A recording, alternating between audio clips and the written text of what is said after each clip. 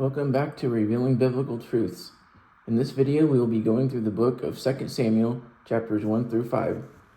Before we get started, go ahead and like the video, subscribe, share, and turn on post notifications so you can see future videos just like this one. In chapter 1, after Saul died, David stayed 2 days in Ziklag, and on the third day, a man came from Saul's camp with his clothes torn and dirt on his head, and fell down before David.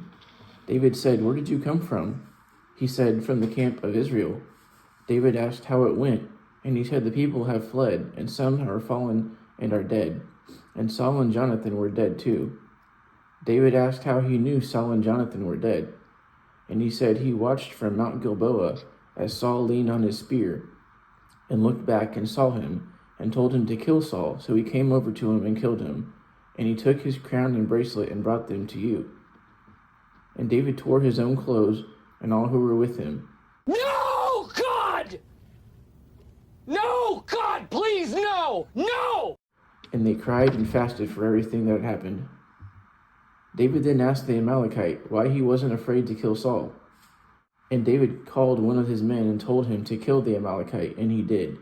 And David said, "Your blood is upon your own head, because you killed Yah's anointed." In verse 18, there's an interesting note. It says, "He told the children of Judah how to use the bow, and it was written in the book of Jasher." In the book of Jasher, chapter 56, verse 9, it says, "Only teach your sons the bow and all the weapons of war, in order that they may fight the battles of their brothers who will rule over their enemies." Now, the book of Jasher we have today may not be the original one mentioned in 2 Samuel, and also this current Jasher we have may not even be scripture, but it is interesting nonetheless. David then tells the people to lament over Saul and Jonathan, and he loved Jonathan more than some women even. They were best friends. In chapter 2, after this, David asked Yah if he should go up to any of the cities of Yehudah, and Yah said, "Go up to Hebron." So he went there with his wives Ahinoam and Abigail, and his men too. And the men of Yehudah came and anointed David king over them.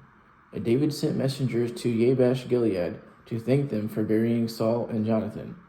But Abner, the captain of Saul's men, took Saul's son Ishbosheth and brought him to Mahanaim, and made him king over Gilead and Jezreel and Ephraim and Benjamin and the rest of Israel. Ishbosheth was 40 years old when he started to reign, and he reigned for 2 years. But the southern kingdom of Yehudah followed David. David was then king over Yehudah for 7.5 years. And Abner went to Gibeon, but Joab, David's captain, went out and met together by a pool in Gibeon. And Abner told Joab to let the young men go and compete before them. So Joab said, "Okay." So 12 men from Benjamin came against 12 men of David. And the 12 servants of David killed all of Abner's men. And they called the place Helkath Hazarim. So Zeruiah had 3 sons, Joab, Abishai, and Asahel. And Asahel was a very fast man, and he chased Abner. But Abner asked him to stop and take the armor off his men. But Asahel would not stop chasing him. Then Abner said, "Stop following me. Why should I kill you?" But he didn't stop. So Abner struck Asahel with the back end of his spear, and Asahel died.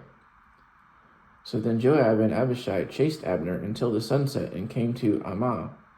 The children of Benjamin came to Abner and joined them and stood on a hill. Then Abner called to Joab and said, "Should the sword keep killing forever? Don't you know it will be bitter in the end?" But Joab says, "As Elohim lives, because you spoke, then in the morning we will stop." So Joab blew a shofar, and everyone stopped pursuing them. And Abner and his men walked all night and passed over the Arden River and came to Mahanaim. And Joab came back to David in Judah and had lost 19 men plus Asahel, but Abner had lost 360 men. Then they buried Asahel in Bethlehem, and then came to Hebron at sunrise. In chapter 3, Saul's men fought with David's men for a long time, but David grew stronger while Saul grew weaker. David had a son called Amnon by Ahinoam, and Chileab by Abigail, and then Absalom by Maacah, the daughter of Talmai. His 4th son is Adoniah by Haggith, and 5th son Shephatiah by Abital, and sixth son, Ithream by Eglah. And after a while, during the war, Abner grew stronger. Saul had a concubine named Rizpah, and Ishbosheth said to Abner, "Why have you gone to my father's concubine?" Abner was angry with him, and he said, "He had saved him from David, so why do you care about this woman?" So Ishbosheth was scared of him. And Abner sent messengers to David, asking who owned the land. "Make a league with me, and I will be with you." And he said, "Okay, I will make a league with you, except you will not see me until you bring Michal, Saul's daughter, first." So David sent messengers to Ishbosheth, asking to bring Michal with him. So he went and took her from Phaltiel, her current husband. And Abner talked to the elders and said, "You wanted David to be your king, so do it." And Abner came to David with 20 men, and David made them all a feast. And Abner told David, "I will gather all Israel to you, so they can be in league with you, and you can reign over everything." So David sent him away in peace. But Joab and his men came and brought the spoils, and the people told Joab that Abner had come, and they made peace. So Joab said to David, "What have you done? You know Abner came to deceive you, and now he will know when you come and go." And when Joab had left, he sent the people after Abner and brought him back to him, but David didn't know. And when Abner came back, Joab took him by the gate to talk to him, but then killed him under the fifth rib, just as he did to Asahel his brother. And after that, David heard it and said, "I am guiltless before Yah from him. Let it rest on Joab in his father's house." And David told Joab and everyone with him to rend their clothes and put on sackcloth and mourn. And they buried Abner in Hebron. In chapter 4, Saul's son Ishbosheth had 2 men who were captains named Baanah and Rechab of the tribe of Benjamin. And Jonathan, Saul's son, had a son who couldn't walk. He was only 5 years old when Saul and Jonathan died, and a nurse picked him up and left. And as she carried him, he fell down and hurt his leg so that he couldn't walk. And his name was Mephibosheth. So these 2 captains came to Ishbosheth in his house, and they killed him and beheaded him and escaped. Then they brought his head to David and said, "Look, here is the guy who tried to hunt and kill you. Yah has avenged you today." And David said, "When someone told me that Saul was dead and thought he was doing good, I took him and killed him in Ziklag, who thought I was going to reward him. How much more now, when you have killed a righteous man laying in bed, shall I not require your blood?" So he commanded his men, and they killed the 2 captains of Saul.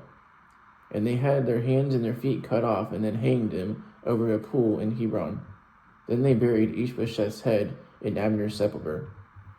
In chapter 5, the elders of Israel came, and David made league with them. They anointed David king over all Israel. Nice. David was 30 years old when he reigned over Judah, and he reigned over Israel for 33 years, while he reigned over Judah for 7.5 years, for a total of 40 years. And David went to Jerusalem to the Jebusites who lived there, and they said to him, "You have to remove the lame and blind, or else you can't come here." But David took the area anyways, and he said, "Whoever gets up and kills the Jebusites and these people that he hates, he will be my captain." So David dwelt in the city of David. And Hiram, the king of Tyre, sent messengers to David with cedar trees and masons and carpenters, and built him a house. So David took more concubines and wives from Jerusalem, and they had children.